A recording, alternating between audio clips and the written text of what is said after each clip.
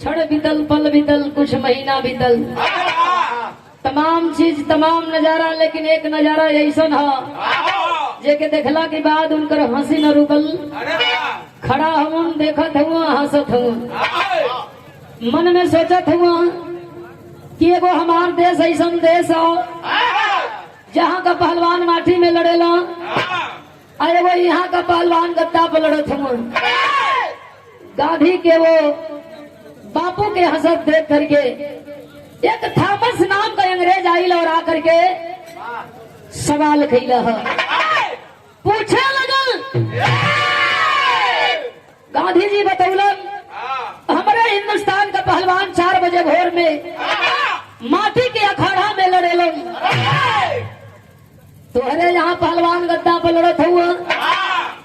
ये हंस देहली कि ऐसनो पहलवान हुआ का जब हम गद्दा पर लड़ेलन। पहली बार देखले हैं। थॉमस नाम का अंग्रेज गांधी जी को ललकार दिया, कहा कि ठीक है आएंगे महान देश हिंदुस्तान में और मिट्टी में लड़ने वाला वह तेरा पहलवान गद्दा पर लड़ने वाला पहलवान के साथ आजमाइश करेगा, लड़ेगा। तेरा पहलवान जीत गया, हिंदुस्तान का पानी बच जाएगा, अन्यथा मेरा पहलवान तेरे पहलवान को सारेआम मार करके ही आएगा। चलिए इलाई झटकारत फटकारत, अरे चला जहिया गयाम तहिया का लबेदा।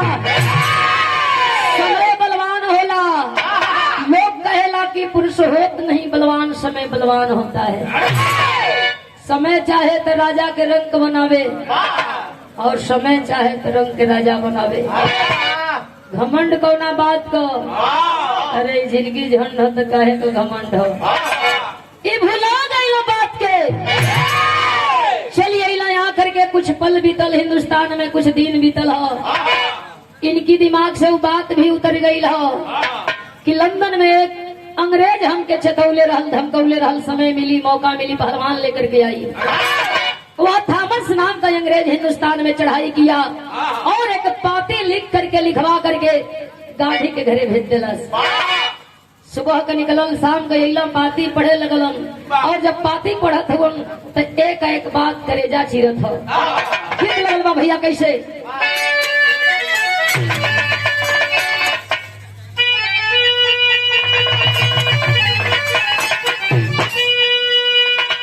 दुल्हन कहे अरे मुंगरी से मारी मारी भले दहिया देला तूर, अरे दहिया देला तूर जहिया मारेला, अरे जहिया मारेला तो मछरी गिरावेला।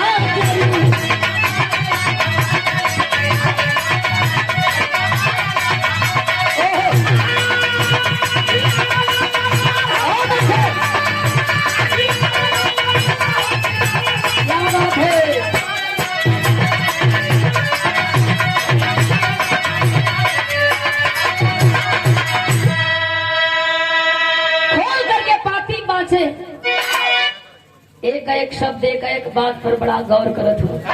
लिखल का बा, अरे गांधी से थॉमस बोला कहीं के गरूर, अरे कहीं के गरूर हमारी सेरावा, हमारी सेरावा का डेरावा लगाई जा जरूर।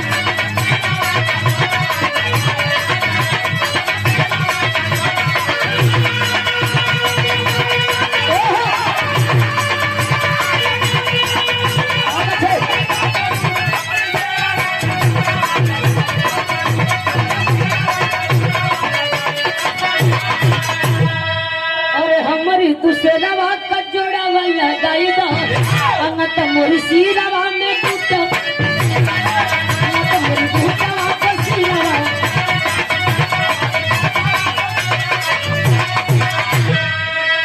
अरे सुनत बचनिया छाती भैली चूरा चूर, अरे भैली चूरा चूर कमरी सेरावा का जोड़ा वाला गाइदा जरूर। 100 रुपया दे के सम्मान खिल गई। कोटिया से सम्मानित आदरणीय आप दीनानाथ यादव, आप सम्मानित दीनानाथ जी के द्वारा 100 रुपया दे के सम्मान कल गई बा। कोटि कोटि प्रणाम बा सब लोगन के पौलगी बा। और जिला पंजाबर पहलवान लेके आ जइहा। राजधानी में कुश्ती हुई, अपने हिंदुस्तान का पानी बचा लिया। चिट्ठिया पढ़लन, पाती के बचलन, सारी बात से रूबरू भइलन, लेकिन समय ना हो। हर काम बदे समय चाहेला, उनके पल्ले समय भी ना हो। पहलवान आखिर मिली कहाँ? जवन सम्मान बचाई, हिंदुस्तान का पानी बचाई। बैठल हवन, विचारत हवन, सोचत हवन।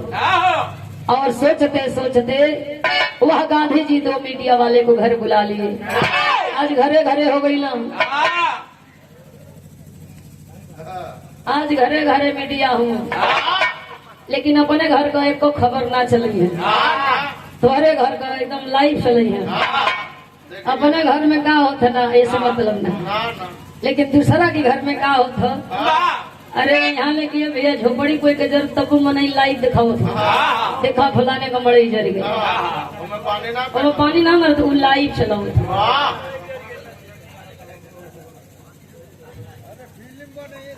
ए बाबू, कोई मीडिया वालन के घरे बुला करके सारी बात बतौल। चलल हुन अखबार के माध्यम से, टीवी टेलीविजन के माध्यम से खबर के हिंदुस्तान के कोने कोने तक फैलौलन। सब लोग जान करके बात के केवल कान में बतियावे, बैठ के बतियावे, उदास हो के बतियावे, नर्वस हो के बतियावे, लेकिन सब यह बतियावे कि आखिर के जाई, के हाथ मिलाई, के हिंदुस्तान का पानी बचाई।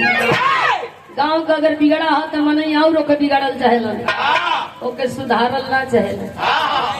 आए जे तरक्की पर हो, जे उला धैले हो तरक्की कर, मन लगे पीछे खींचे, और तबले खींची है जबले तू बिगड़ न जा, जबले तुहर को बर्बाद न हो जाए। निक करबा तो वहाँ सपोर्ट न मिली, जब खराब करे लगबा 50 आदमी पीछे लग जाइए। अरे भैया जब ले बर्बाद ना हो जाए तब दिन भर में 5 बार तुहार नमस्ते सलाम करिए। जब बर्बाद हो जाए यही लिए कोनो काम बड़ा सोच के करे के चाहिए। सब बतियावत बा, सब विचार करत बा, के हो केकरा में जोर हो, केकरा में पानी हो, कौन पहलवान हो। और तब तक भोर का बेला एगो चाय का दुकान पर 4 मनई बैठल आपस में बतियावत हुन, अखबार लेकर के पढ़त हुन। बगलिया में एक नौजवान लड़का बैठल, जौने का नाम बतावल गई रघुवीर यादव, हाथ से अखबार लेकर के पढ़े लगल। सारी बात के जान करके वह रघुवीर यादव घरे गई, चेहरा मलिन उदास कही के बैठल, माई के बर्दाश्त न भइल हो। आके बुढ़िया माई बेटवा का उदासी का कारण पूछे लगल। आखिर कौन विपद आ गई? केहू बोली बोलल, केहू ताना मारल, कौना बात का परेशानी है तो के हमें बतावा। रघुवीर यादव अपने बुढ़िया माई से बतावे लगलन। हम गीत के तनी भाव चेंज हुई भैया।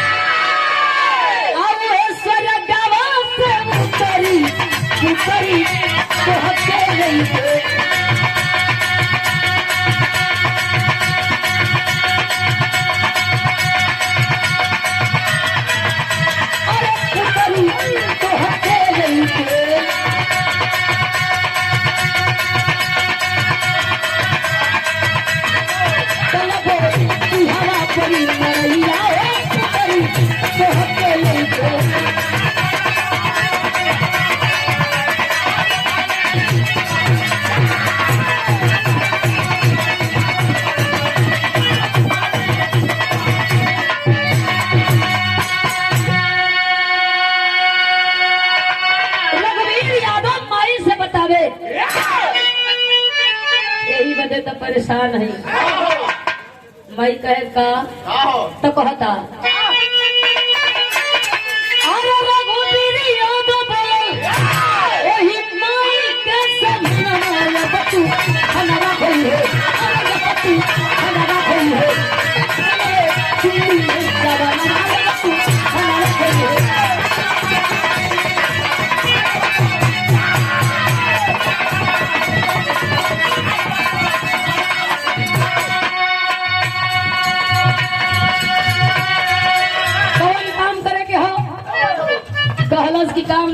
के हो, हिंदुस्तान का पानी बचावे के हो। माई बड़ी खुश बा, बढ़िया गई और जा करके बढ़िया माई एगो आरती का थाली सजा के लेके आई, अपने बेटवा के चंदन लगावत हियो। एगो बात कहतिया, कहे खुशियाँ में होके माई दीपवा लगाई,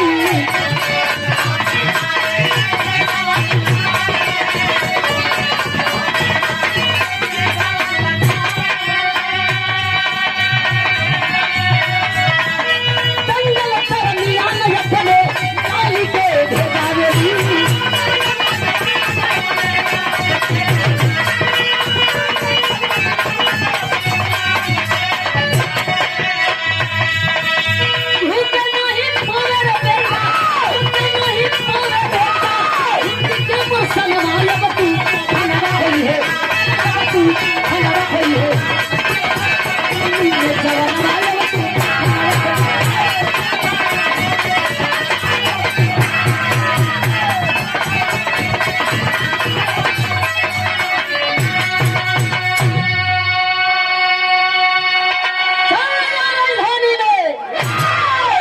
हिंदुस्तान का पानी बची आए न बची है, जीवन जिंदगी कौना काम कर जाए और जा करके बता दिया कि धरती वीरन से खाली। बड़े बड़े वीर अइलो, बड़े बड़े वीर गइलो, काहे का घमंड, लेकिन ओके फिर हिंदुस्तान में आवे का मौका न मिले। आशीर्वाद लेके माई का चलना कहना कि रे पगली, माई बाप का आशीर्वाद जिले के गई, वो कौनो जंग जीत के आई। आज ओके पता चल जाई कि हिंदुस्तान का एक वीर मरेला 1000 वीर पैदा होलन। माई का आशीर्वाद लेकर के राजधानी में गई रघुवीर यादव, और जा करके लोगन का भीड़ देख करके मन में विचार कैलन है, सोचत हुआ कि और भी तो पहलवान आई रही है, यानी समय का इंतजार कर जाओ। बगल में खड़ा हो गई हो नजारा के देखल चाहत हूँ, समय बीत रहल बा लेकिन पहलवान कोई न आई। थॉमस नाम का वह अंग्रेज ललकारने लगा, शर्त के मुताबिक कभी पहलवान हिंदुस्तान का आया नहीं। बगल में गांधी जी खड़ा हुआ, चेहरा उदास हो, सोच रहल हो कि लोगन का भीड़ लगल हो, पहलवान न आई तो हमें नाक रगड़ के माफी मांगे के हुई, इज्जत सम्मान चल जाई। बूचर नाम का जो पहलवान था, जबन गदवा पर लड़त रहल हंसले रहलन, निगोटा कस के उतर गई, वही अखाड़े में आकर के ललकारे लगल, मर्दन की मर्दानगी के।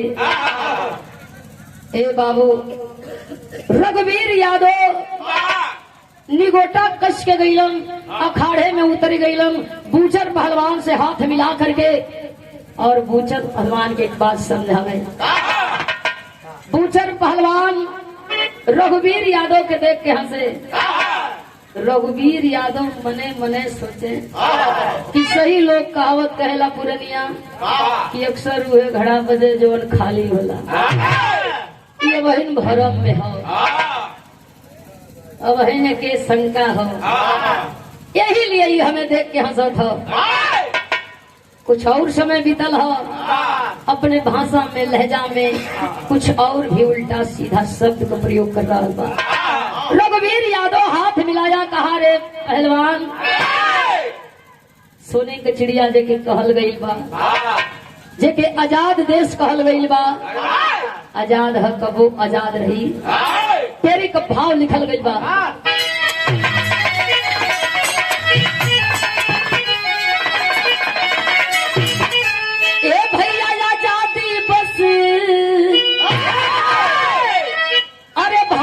को चाहिए जिंदगी फूल नहीं है सूल की पाजी, जिंदगी फूल नहीं है सूल पे रोती पाजी, आजादी बस भारत को चाहिए। यहाँ तो मरे मिटे में टाइम न लगेला, मारे में टाइम लगेला। के ललकारत हुआ, हाथ मिलौला, दोनों पहलवान कुश्ती करे लगे। अखाड़ा में दोनों पहलवान लड़े लगल देखवैया देखे ताली बजावे ताली तो वहू जब बजेले जहाँ कुछ मनई पूर्व का ही करेला मनई तो वहाँ भी हंसेला जहाँ कुछ मनई गिर जालन कचड़ा में उठैया बाद में पहले हंस ली है अरे हंसे के तो वो हंसो कुल रावण के खानदान जब उन्होंने कमोड़ी कट जाए तब वो हंसो कतनो मराए कतनो भी पता लेकिन हंसाए कुल बड़ी जबरदस्त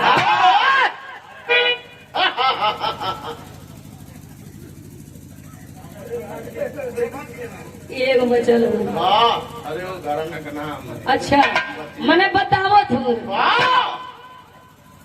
ए बाबू पहलवान लड़त हो देखवैया देखत हो कुछ लोग ताली बजावत हो कुछ लोग बाजियो करत हो और देखते देखते वह रघुवीर यादव बूचर पहलवान के मरलन काला जन गिरलन हा दौड़ के राउंडी निहलन सीना पर सवार बैठ गई हो मछली सोच रहल बड़न कि जब तक थॉमस नाम को अंग्रेज अपन हार न मान ली तो हम माने वाला जान जइहन परेशान न जइहन बैठल ह अब बैठ के जितनी जोर जितनी जागर लगाई के ठेकुनवा आराम आराम से इनके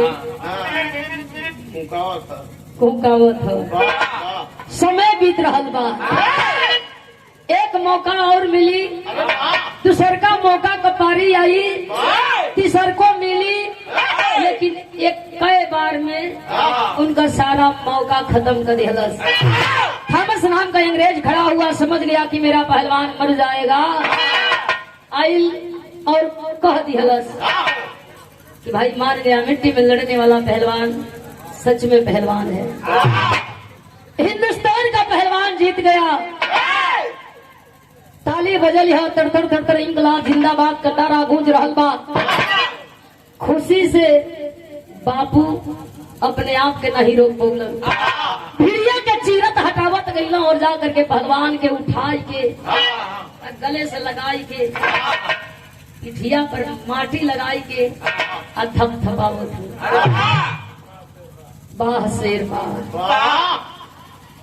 कहाँ से आई होगा कलन की रहे वाला हम झांसी कही माई का नाम दुर्गा हो हमार नाम रघुवीर यादव बाबू के तो हम देखबे ना गए जितना लोग जुटल बा सबका दिल जीत लिया रघुवीर यादव जेकरे पल्ले जितनी रुपया पैसा हौसला बढ़ावे बदे साहस बढ़ावे बदे हिम्मत बढ़ावे बदे और हिंदुस्तान का पानी बचावे खातिर रुपया पैसा दे के पहलवान का लोग सम्मान कैल हो भैया और जब पहलवान के रुपया पैसा मिलल हो तो वो घड़ी सबके पल्ले बैग न होखे झोला न होखे बहुत बढ़िया एक सिस्टम ही रहे कि कौनो धन रहे कौनो दौलत रहे कौनो साग सब्जी रहे मनई गमछे में गठिया में पिठिया पर है फेंक लो बड़ा सुकून महसूस होखे लोगन के ओजन ढोवे तो बुझे कि हाँ तो हम जिम्मेदार नहीं घर का गमछिया में रुपया पैसा गठियौला वही पिठिया पर फेंक के घर का रास्ता पकड़ के घरे चलल हो चलो चल के माई के बताई पहलवान का घमंड चूर करके हिंदुस्तान का पानी बचा ली चलल मन में बड़ी खुशी और भाव लेके भाव लगल बा स्वर्गीय रामदेव का जवानी वाली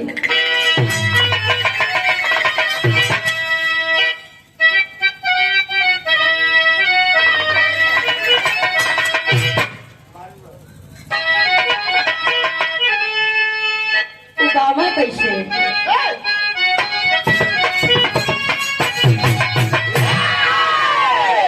अरे बारे उमर कमर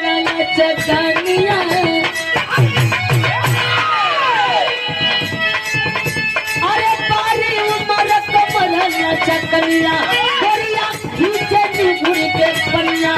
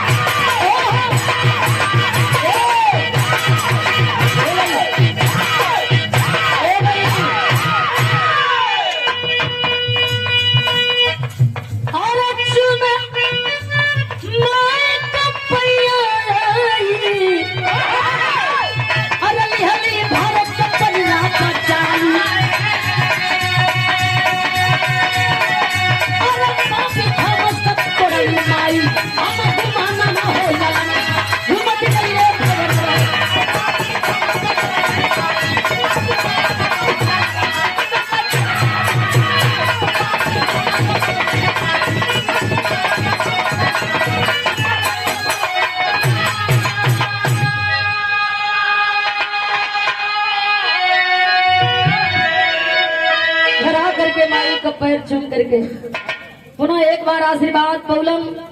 लेकिन माई पूछ रहा दिया बेटा से का भइल, जीत गई पहलवान आके हार गई, पैसा रुपया जोन भूगले हुए माई के अचल में रखलन कलन की है सबूत हो हमारे जीत का। खोल के माई दखली है रुपया पैसा, आंसू से आंख भर गई। माई बेटवा का माथा चूम करके पूछ रहल बाड़ी, कहो लाल हिंदुस्तान का पानी बचौला बहुत मेहनत करे के पड़ल होई, पहलवान कैसन रहल, कंवर रहल, ओकर नाम का रहल? कहे माई पहलवान का नाम बूचर रहल, आज वो नौकर मलिकार रहल, ओकर नाम थॉमस रहल। थॉमस अंग्रेज खुद आके हार मान करके जब कही दिया हिंदुस्तान का पहलवान जीत गई, तब छोड़ली, नहीं तो छोड़ती। बुढ़िया माई कया आंसू की धार तेज हो गई। पूछ रहल हो रघुवीर यादव, जितना लोग जुटल रहल सब लोग दुआ आशीर्वाद दे करके रुपया पैसा दे के हमार हौसला बढ़ाओ। माई अरे वाह, तू रोवा तड़ू, हमार हिम्मत घटावो तड़ू, काहे रोवा तड़ू, का बात है तो सुन के खुशी होके के चाहिए। मई कलर पगला, खुशी ये बात कहो कि पहलवान के हरा के अपने हिंदुस्तान का पानी बचा के इला, लेकिन दुख ये बात कहो कि वो दुश्मन के हरा के तू इला जो तोहरे बाप का हत्यारा हो। रघुवीर यादव अपने माई से सवाल करे लगलन, पूछे लगलन, उसे हमार दुश्मनी हाँ? कल की बहुत पुरान। रघुवीर यादव कलन माई पहले ना बतौलू, कितनी बार पूछली, लेकिन बहाना कैलू बाबू बीमारी के चलते मर गई। और आज बता रहल बाड़ू कि तुम्हारे बाप का हत्यारा हुआ थॉमस अंग्रेज। गुस्सा में लाल रघुवीर यादव माई से नाराज गई, बोलल नहीं चाहत हवन।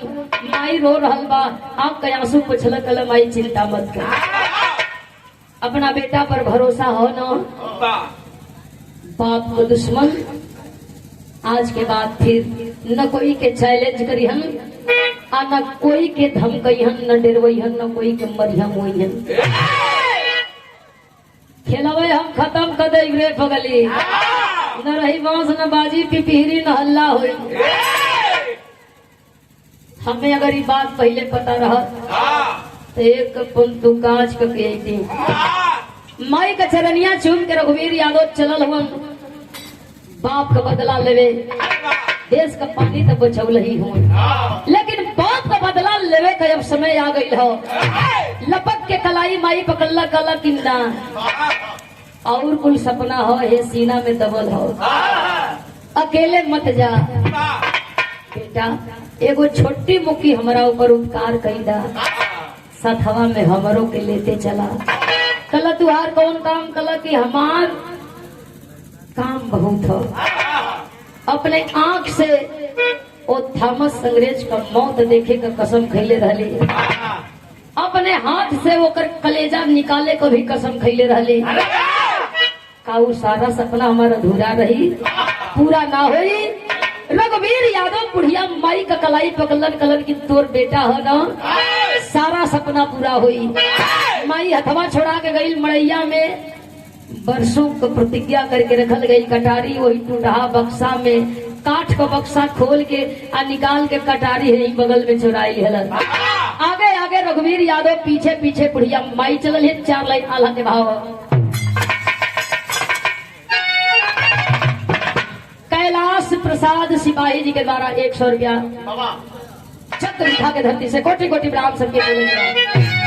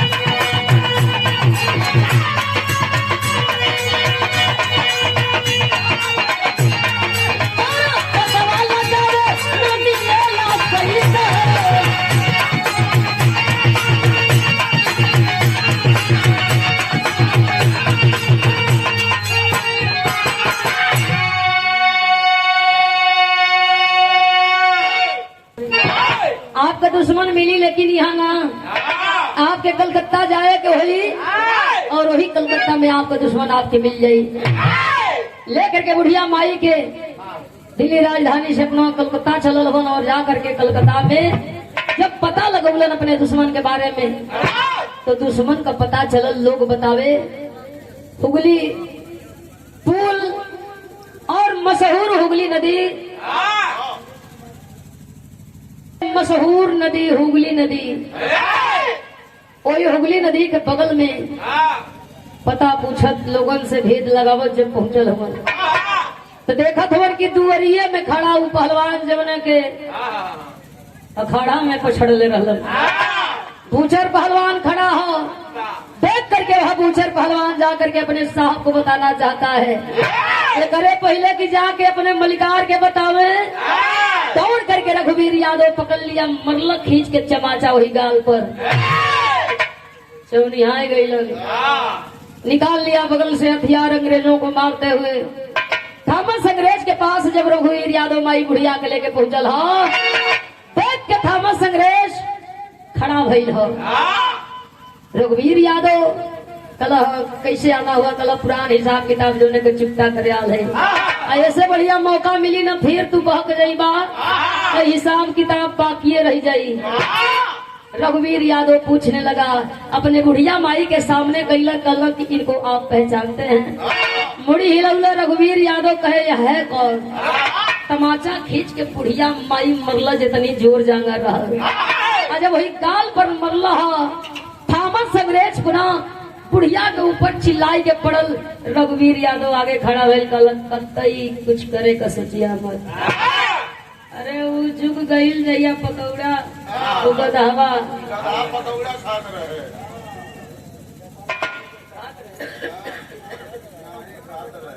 कलन की भुलाई जइया, पकड़ लिया वह रघुवीर यादव, पकड़ के दोनों पाई ऐठ के चढ़ौला वही पीठी पर, लगाई के लात तनले वही कुर्सी पर बैठौले है।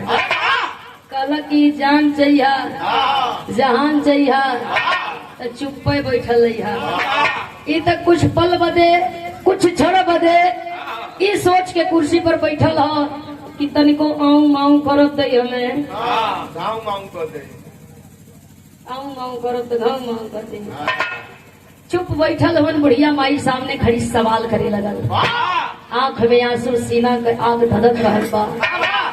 ओ बुढ़िया माई रघुवीर यादव अपने बेटवा की ओर ताके रोवे, कहे रे बेटा तोर माई नहीं, लेकिन तो से बचपन से झूठ बोली, हम गलती कैले कि तोके ना बतौली, ऐसे ना बतौली कि एक सपना रहल बेटा के पहलवान बनाई, और जब हमारा बेटा लड़े जोग हो जाई, दुश्मन से लड़वा करके जब साबित हो जाए कि बेटा लड़े जोग हो गई है, और दुश्मन के मारे जोग हो गई है, सारी बात बताई। आज बतौली काहे कि एक पापी का चुनौती स्वीकार कैला और हिंदुस्तान का पानी बचौला। असली पापी तो ये हो, बेकसूर तोहरे बाप के लोगर के सामने घसीट घसीट के जान से मार देलस। रोवली गिड़गिड़ैली एकरे पैर पर भी गिरल है, लेकिन हमें लात लगा के धक्का देलस। रघुवीर यादव का खून खौल रहा बा, कलम तक काहे ताकत दारू। आज तोहार दुश्मन तोहरे सामने है, तमाचा खींच के बुढ़िया माई मरलन निकाल के कटारी, और मरल पति के याद करते हुए वो दुर्गा वही थॉमस अंग्रेज का सीना में कटारी चुभोई देलस। चिल्ला रहा है, चीख रहा है, रो रही है बुढ़िया मतारी, मरे हुए पति को याद कर रही है। और थॉमस अंग्रेज की एक बात कहलस, जितना चिल्लाएगा चिल्ला ले, और जोर से चिल्ला, तू जितना चिल्लाएगा मेरे मरे हुए पति की आत्मा को शांति मिलेगी। वह दिन याद कर, ऐसे ही रोई थी, चिल्लाई थी। वह दिन याद कर जब मेरे पति को मार रहा था, थॉमस अंग्रेज चिल्ला रहल बा और थॉमस अंग्रेज का आवाज सुन के तमाम अंग्रेजी सिपाही दौड़ के चलल हुवन। हवेली के घेर लिहलन, साहब पर हमला कोई कर दिया। पूरी हवेली घेराइल बा। माई बुढ़िया परेशान है, सोच रहल बा कि आज हमार बेटा मौत के मुंह में खड़ा है और ओके बचावल हमार जिम्मेदारी है। बेटा के हिंदुस्तान को बहुत जरूरी है। जाय के दुवरिया पर माई खड़ी भइल वे थॉमस अंग्रेज का बगल में जोन पिस्टल रहल, वे थॉमस अंग्रेज का बगलिया का पिस्टल निकाल करके दुआरी में माई खड़ी भइल और अपने बेटवा रघुवीर यादव के इशारा कैला, बेटा सपना पूरा हो गई, तुम्हारे बाप की आत्मा के भी शांति न मिल गई हुई। एक काम करो हमार बाबू, यहाँ से अपन जान बचा के भागला। तड़तड़ गोली चलत बा, माई का कलेजा दहल गई। सोच रहल में माई की हाई गोली हमारे बेटा का कलेजा चीर रही। भाग जो बेटा भाग जो। रघुवीर यादव माई के ताका आई देखा हो, जब अली तो हमार माई कलक लेके चला। अब हमार माई कहत है कि तू भाग जा, हमें यही रहेगा। काहे माई? अरे तो के हम लेके जाई तो हमार सम्मान बढ़ गई, छोड़ के जाई रे पगली तो हमार सारा सम्मान न घट जाई। माई कला की बात तू नहीं है। तड़तड़ गोली का आवाज सुना था, दुश्मन पा जाइहन लाल मार दिहन। भाग जाते हो कि बहुत पानी बचावे के, सम्मान बचावे के। ए पापियन के हम रोकत है, उम्र समय हो गई, हम दुनिया देख ले बानी, जिंदगी जी ले बानी, अगर मर भी जाई तो कोनो परवाह। भाग जा बेटा। माई अपने बेटा के कसम देत बा, बेटा तो के हमरे दूध का वास्ता, यहाँ से भाग ले बेटा भाग ले। जाई के दुवरिया पर माई खड़ी भई कला, देर मत करा, दुश्मन करीब आवत होन। सीढ़ी पकड़ के रघुवीर यादव छतवा पगैल और छलांग लगावल चाहत होन ओई होगली नदी में। गजब भइला। आखिरी भाव बा भैया,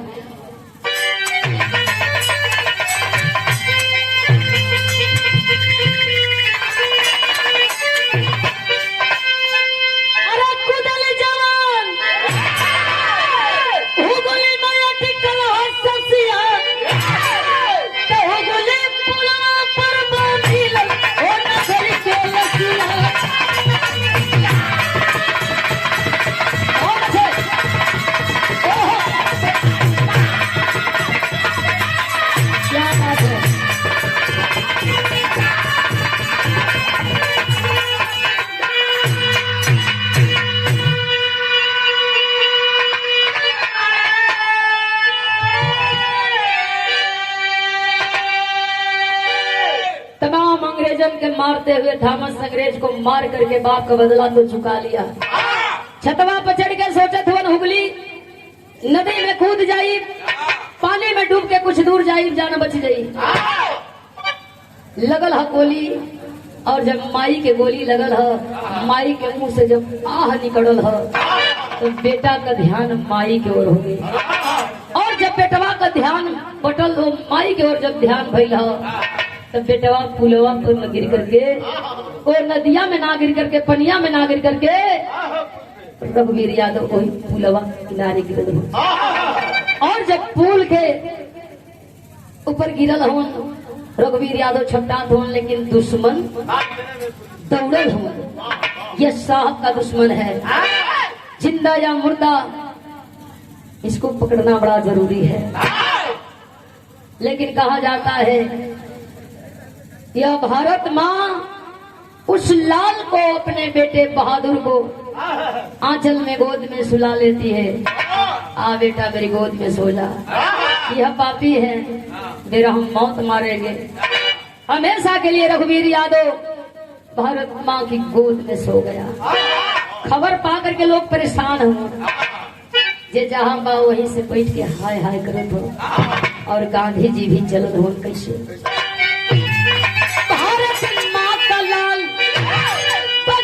जीवन ये गई और जोशिया पीरन में भर के गई।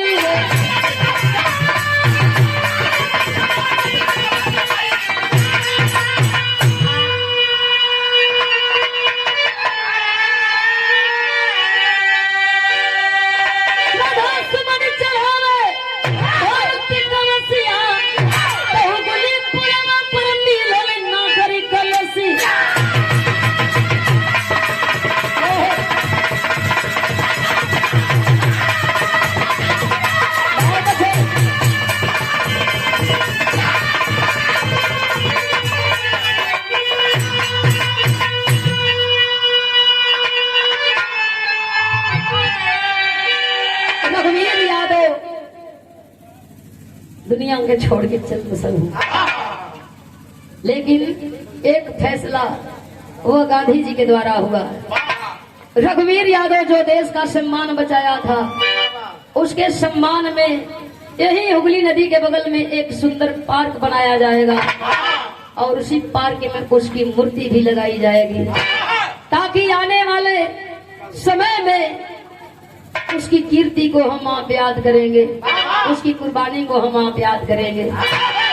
चाहे देश के लिए कुर्बानी हो, हमारे देश के सिपाही दिए हों या पहलवान दिए हों, बलवान दिए हों, धनवान विद्वान दिए हों, जिनकी कीर्ति अमर करी गई, हम आप याद करते हैं उन शहीद जवान को, उन शहीद पहलवान को। 2 ही दिन तो बनाया गया, एक 15 अगस्त का दिन और एक 26 जनवरी का दिन। हम आप जाते हैं, श्रद्धा का सुमन अर्पित करते हैं और एक गीत बहुत प्यारा बजता है, ऐ मेरे वतन के लोगों जरा आंख में भर लो पानी, जो शहीद हुआ है उसकी जरा याद करो कुर्बानी। ये पावन पुरस्कार हमारे गार आज भी लोग जालन कलकत्ता में हुगली पुल देखे का जो शौकीन बा, ये हुगली नदी देखे का शौकीन बा, तो एक नजारा और लोग देखते हैं। बगल में रघुवीर यादव के नाम का बना पार्क और उसकी वीरताई की लगी एक मूर्ति। आखिरी भावा